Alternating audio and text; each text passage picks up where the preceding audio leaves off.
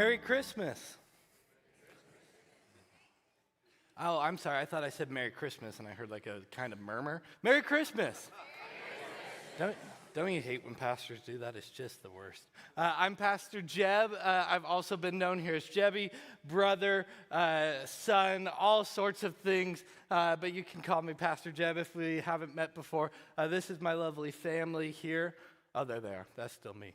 But this is my wife, Caitlin, and my daughter, Gracie, before she fell on the concrete yesterday. So if you see her, she's got a nice little shiner. But we are so excited to be here. This is my home church. I grew up with bruises from running into these wonderful chairs and from playing tag in the halls. And you know that you're not supposed to run in them at night? Well, I didn't, and you get gnarly bruises from here. But this is home. And it's wonderful to get to be home and get to be with you today celebrating. And we are so excited to be here. Do you guys feel like Christmas is here yet? Anyone? I know it's coming because Black Friday just happened. Who all went Black Friday shopping? I think I saw the person in here who elbowed me in Shields, and we're going to have an altar call for them right here at the end. But I wanted to start with a fun game because we have kids and teens in the room, and I used to be a children's pastor and youth pastor, and I love when we get to worship with our kids. It's such a special time, and we don't want to miss it. So here's the game, and parents, this should hopefully help you out. What we are going to do is I am going to mention a toy that is coming up this year, and if you think your child wants it, I want you to raise your hand. Child, kid, friend, if you want that toy, you also raise your hand, okay? We're going to see if we're in the same ballpark, and maybe, just maybe, I'll save some of you parents from buying the wrong thing. So how many of you want one of those cool electric scooters? Anyone want one? There we go. All right, how about a dollhouse? My 2-year-old is just crazy about dollhouses. Yep. How about Legos? Just any Legos. You have Legos on your Christmas list this year. Anyone? Perfect. How about that like kinetic sand stuff that parents are really looking forward to vacuuming out of their carpet? Anyone? Okay, this is for all you parents of like kindergarten and before. Who wants something bluey? It's like it doesn't matter as long as there's something bluey, my kid will be happy. All right, how about the tech ones? Who wants an iPad this year? Or the kids are all about the iPads. How about artsy kids? Anyone wanting an art kit or some sort of coloring or stencil or something like that? All right. How about for our gamers? Who wants something for their PS5? Parents, it is vital. You cannot get your kid an Xbox game for their PS5 and vice versa. Just because it says cross-platform, that is not what it means. Xbox. How about, who's our Xbox people? There we go. All right. For you parents, and it's probably junior hires now, but who is hoping for their first cell phone this year? Anyone? Oh, my word. How about puppies? Does anyone want a puppy? Congratulations. We're giving them away in the front of the church today. No, I'm kidding. All right, for my teenagers over here, how many of you have watched too many Mercedes commercials and you're hoping that under the Christmas tree there's a little box with your own key to your own Mercedes in it? Anyone? You can't get that because I never got that, and that's the way it works, so tough luck. At Christmas, we learn to naturally hope for things, don't we? It's this natural thing that happens, and our world has bought onto it to where the moment we're done even being thankful at Thanksgiving, we are rushing out to start to buy Christmas gifts, that they've latched onto this thing within us that we are a people of hope and excitement, that we want to long for something greater and bigger and better down in the future. That God has actually written into us that we are people of hope. Having a 2-year-old, can I tell you that she is always hopeful? Let me tell you exactly how this works. We will hop in the car, and I will buckle her into her little car seat and strap her in, and she'll go, Daddy drive? And I say, yeah, Daddy's going to drive. And she'll go, Gracie drive? I say, no, maybe when you're bigger. And she goes, yeah, Gracie bigger, drive Daddy's truck. I'm going, that is terrifying, right? but it's constant. It's in everything. Gracie cooked that? No, Gracie when she's bigger. Gracie touched the oven? No, when you're bigger. Everything's in third person right now. I don't know why. But that's the thing is from the very beginning, there's this anticipation and hope that the kids have that, man, when I get bigger, I'll get to do this. When this happens in life, I'll get to do this. And parents, we're the same way also, aren't we? Man, maybe someday I'll get that truck, I'll get that thing, I'll get this. And there's this hope that we have for the future. There's hope in material things and that, and it's an easy connect. But today what I want to talk to you about is a different type of hope. Not hope for a genie that will give you things that you want, but hope from a God who sees you where you're at. Hope from a God who continues to provide where he guides in your life. Hope for the things that you know are built-in desires in your life that are not just things that you want, but that God has placed in you a drive and a passion for, and you want to see fulfilled. The type of hope of Advent. The type of hope of a coming king. The type of hope of restoration. Today our story is about hope. If you're willing and able to stand with me for the reading of God's word, today we are in Luke chapter 1. Starting in verse 5, it says this: In the days of Herod, king of Judah, there was a priest named Zechariah of the division of Abijah. And he had a wife from the daughters of Aaron, and her name was Elizabeth, and they were both righteous before God, walking blamelessly in all their commandments and statutes of the Lord. But they had no child because Elizabeth was barren. And both were advanced in years. Now, while he was serving as a priest before God, when his division was on duty, according to the custom of the priesthood, he was chosen by lot to enter the temple and burn incense.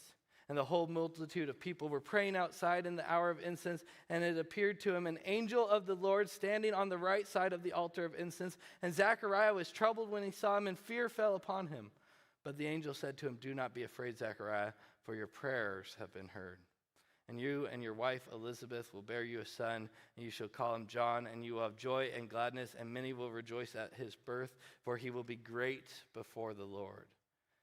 And he must not drink wine or strong drink, and he will be filled with the Spirit even from his mother's womb. And he will return many of the children of Israel to the Lord their God.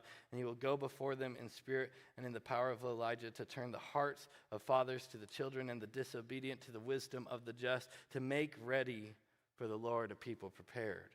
And Zechariah said to the angel, How shall I know this? For I am a man, and my wife is advanced in years. And the angel answered him, I am Gabriel. I stand in the presence of God, and I was sent to speak to you and to bring you good news. And behold, you will be silent and unable to speak until the day of these things takes place, because you did not believe my words, which were fulfilled in their time. And the people were waiting for Zechariah, and they were wondering what his delay was in the temple. And when he came out, he was unable to speak to them. And they realized he must have seen a vision in the temple, and he kept making signs to them, and he remained mute. And when his time of services had ended, he went to his home. After these days, his wife Elizabeth conceived, and for 5 months she kept hidden, saying, Thus the Lord has done for me in the days when he looked to me to take my reproach among the people. You may be seated. The gospel author of Luke has opened up the story for us in a very specific way. Authors in Scripture will often do this thing where they are believing that you understand a certain amount of Israel's history because that's who it was originally written to. And so they're calling on us to remember a story in Israel's past.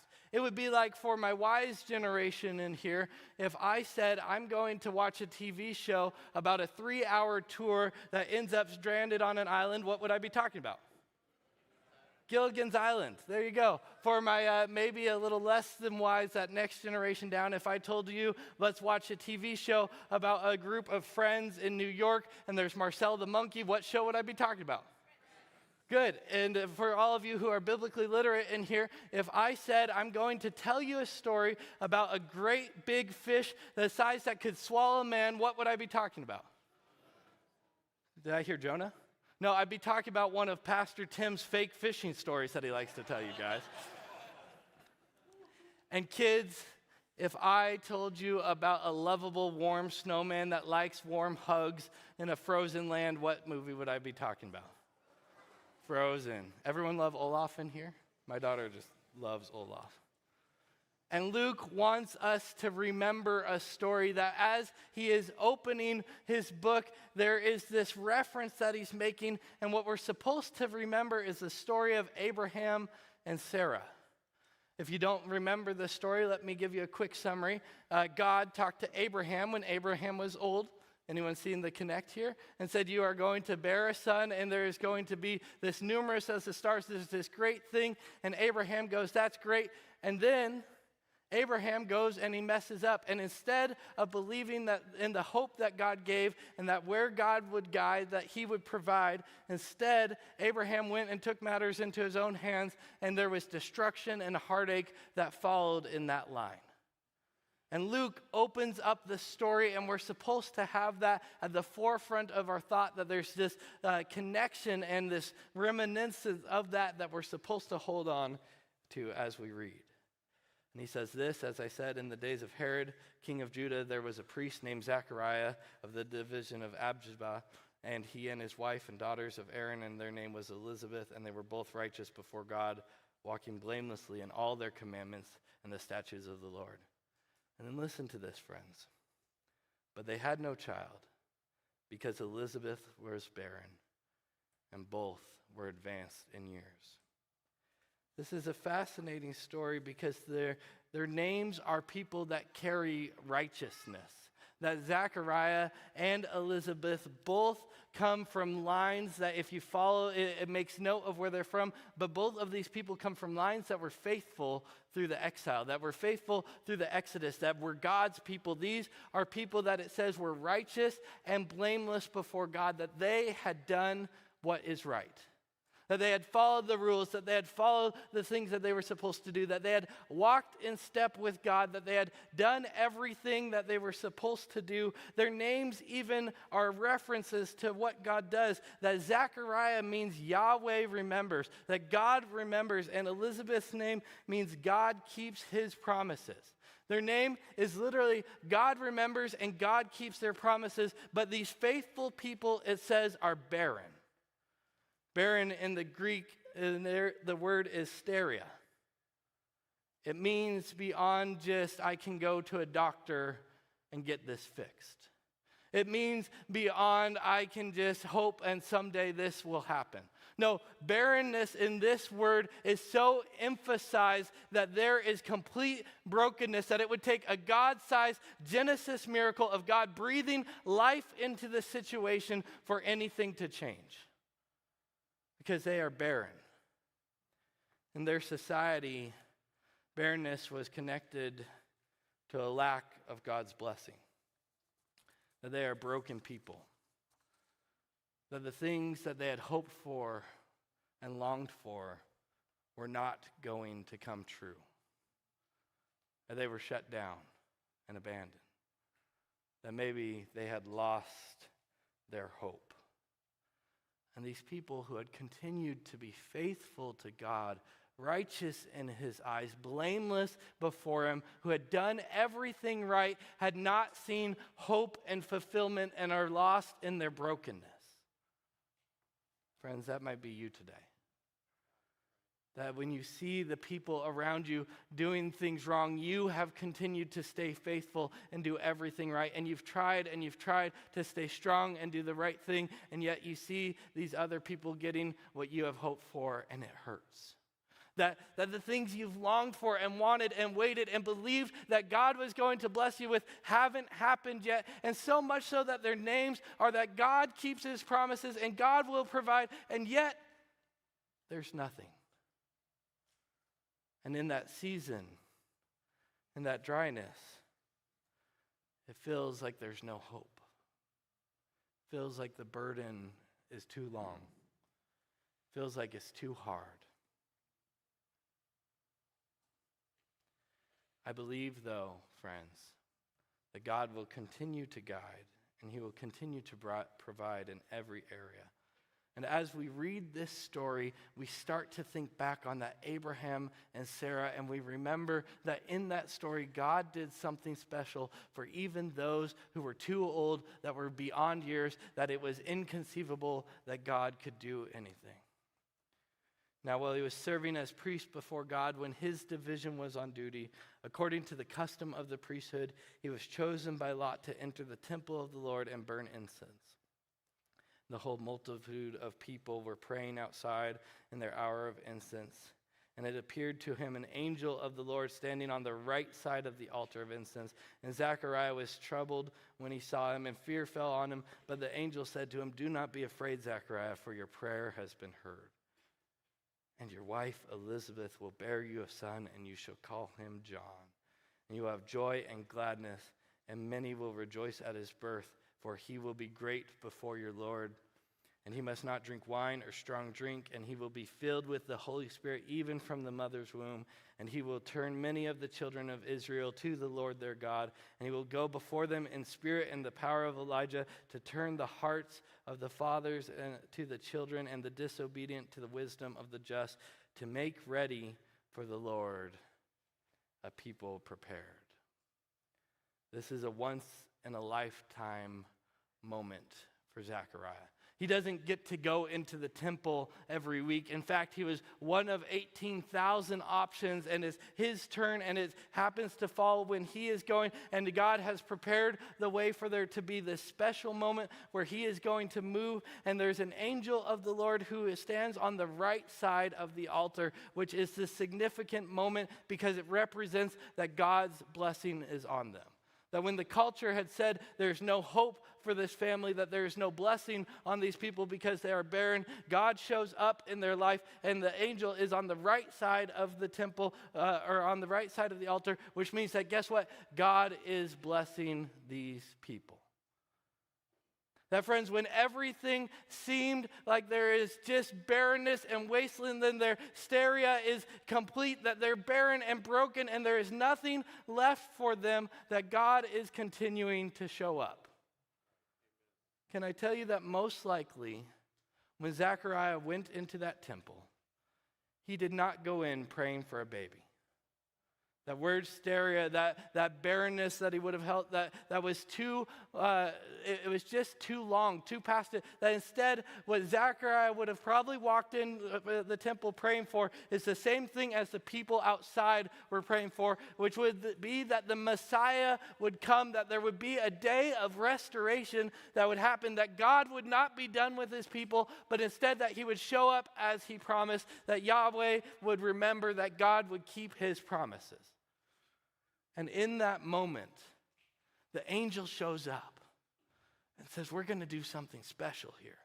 We're going to do something beyond just the miracle of Jesus that we're going to get into in the next couple weeks, but we are going to also fulfill these things in your life that are broken, that there is going to be complete restoration of this story, that there's going to be restoration of the story that happened with Abraham and Sarah where they messed up and they didn't trust in God and they tried to complete it themselves. There's going to be restoration of Zechariah and Elizabeth, and there is going to be restoration of the rest of the people of God. That's good news. The angel shows up and things change. And friends, maybe that is the word that we need today.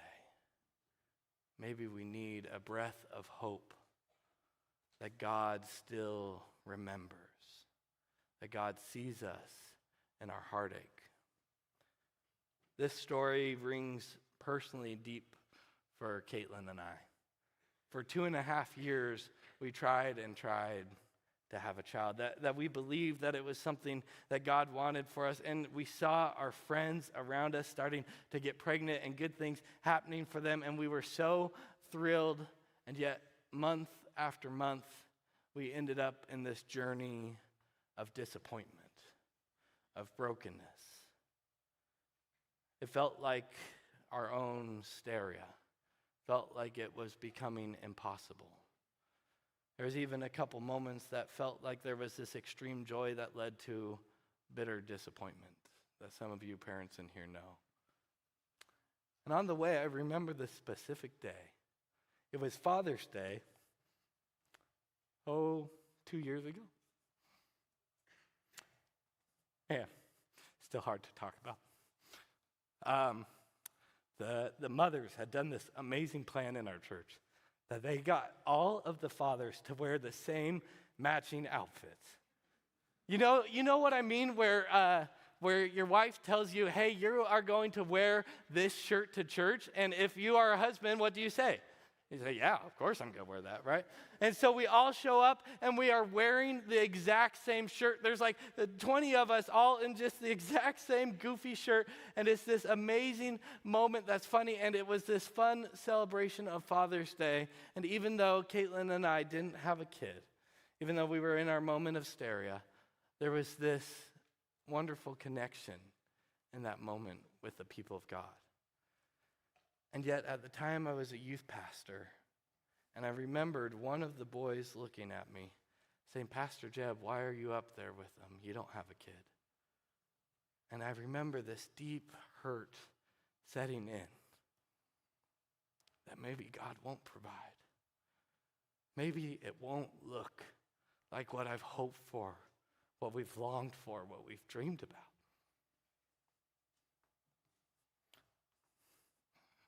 Maybe that's where you are today.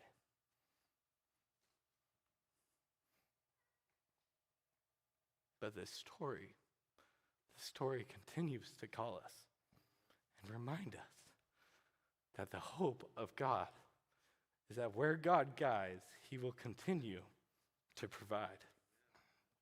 He provided for Sarah in Genesis, Rebecca in Genesis, Rachel, Samson's mom, and Hannah.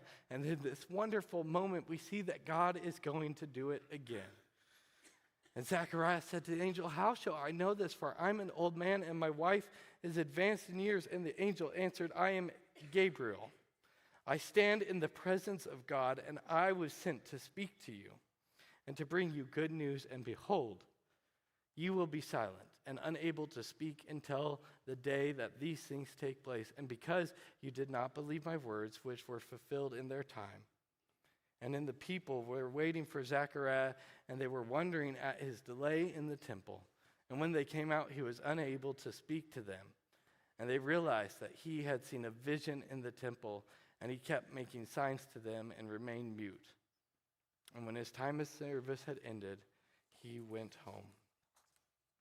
There's this beautiful understanding through Scripture that we have to become people who learn. That is what God is doing in the New Testament is complete restoration of the Old Testament. That we see this garden that leads to brokenness, and we see Jesus in the garden and there's healing. That we see the Tower of Babel that leads to people spread out, and we see that there's this moment at Pentecost where everything is brought together. And we see the story of Abraham and Sarah in their brokenness of taking things on in their own life, and we see that God is providing for Zechariah and Elizabeth, and he is bringing healing. That the New Testament in so many ways is the Old Testament retold, with God changing the history, changing the brokenness, and restoring his people back to himself. And that is what's happening in this story. And the silence that Zechariah holds is representative of the fact that God has been silent until this moment, that there is this hunger and pause that we feel in Advent that is hopeful that God will move again. That right now, he's been quiet and silent in our life, and we are feeling the pain of the hysteria, that we are feeling the brokenness of not being a complete people, but God is going to move again, and his angels are going to appear, and he is going to rewrite the story.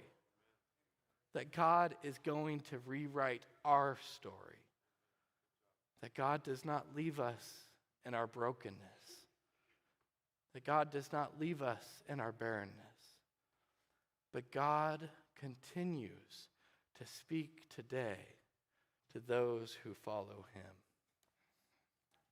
After these days, his wife Elizabeth conceived, and for 5 months she kept herself hidden, saying, thus the Lord has done for me in these days, when he looked on me to take away my reproach from the people.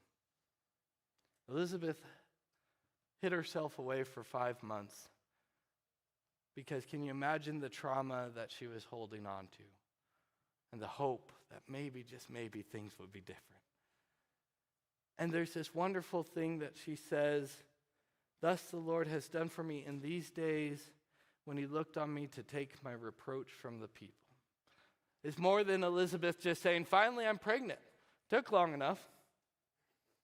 Instead, it's Elizabeth saying, "God has removed the label that I've carried my entire adult life." It's Elizabeth saying, "God has rewritten my identity that others have placed on me." It's Elizabeth saying that God himself has restored me. Friends, that is the hope that we carry through this Christmas season.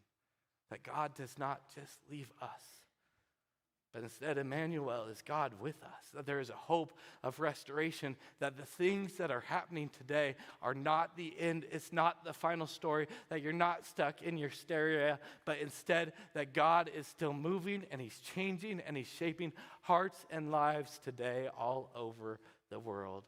And that God is not done with you. Hope is the fact that where God guides us in this life, he continues to provide. Hope is that God is still continuing to restore the past, from Abraham and Sarah to Zechariah and Elizabeth. Hope is that God sees us in our brokenness. Hope is that God sees you personally where you're at today and he hears your cries. Hope is that God sees us as his people, as the corporate people of God, working to change the world out there, and he continues to walk with us in that. Hope is that where God guides, he still provides, and he is still doing miracles today. Christmas is a time of hope. It's a time of restoration. Of the story of Sarah and Abraham, of the people of God with their Messiah coming, restoration of Zechariah and Elizabeth. And the story of God is continuing to speak hope into a lost and broken world, that he is changing things. And there is a day coming where there will be no more hurt, no more pain, no more tears, and no more darkness, because God is making everything new, and it's the hope that we carry through this Christmas season. Where do you need God's hope to speak into today? Where have you been carrying brokenness and barrenness? What has the wasteland been that you're going, "Man, I'm longing for God to move in my life in this way"? Can I tell you that even today, God still speaks hope? About 10 years ago, I got the opportunity to preach here. And we made a game time decision that day that we were going to do communion. Can I tell you that game time decisions are never anyone's friend in ministry? It was chaotic, and what we did is we walked into the kitchen and we pulled out whatever supplies we could find for communion, and we felt like we had just enough. We hoped that we had just enough. And that Christmas day, as people started to come in, we were handing out supplies, and we were getting nervous and more nervous and more nervous as people came in, and we found out by the end that there was approximately 2 communion cups left. Some might say that's good luck. I'd like to say it's a good reminder that when God provides, he always provides enough for what he is doing. Today, as we take communion together, it's a reminder of the hope that you and I carry to a lost and broken world. So if you could right now pull out your communion cup with me. We're going to open up the bottom part here. And there is this little piece of bread in here. It's a reminder of God with us. That the hope of heaven came down to meet you and I. That he walked among us. That he was celebrated. That he was rejoiced. And we carry this hope with us. And on the night that Jesus was betrayed, he took the bread and he broke it and he said, "This is my body broken for you. Will you take and eat?" Jesus, as we celebrate, Lord, this story is all in anticipation that you are coming. Lord, it's not about our wants, our needs, even what we want for Christmas. Lord, it's about what you are doing and how we get to partner with you. And that's an amazing hope. Amen. And then Jesus held up the cup. And the cup might as well have been full of hope. Because what Jesus did was give you and I an opportunity to live with him for forever. Surrounded by his friends, he took this cup and he said, "This is my blood, poured out for the forgiveness of sins. May you take and drink."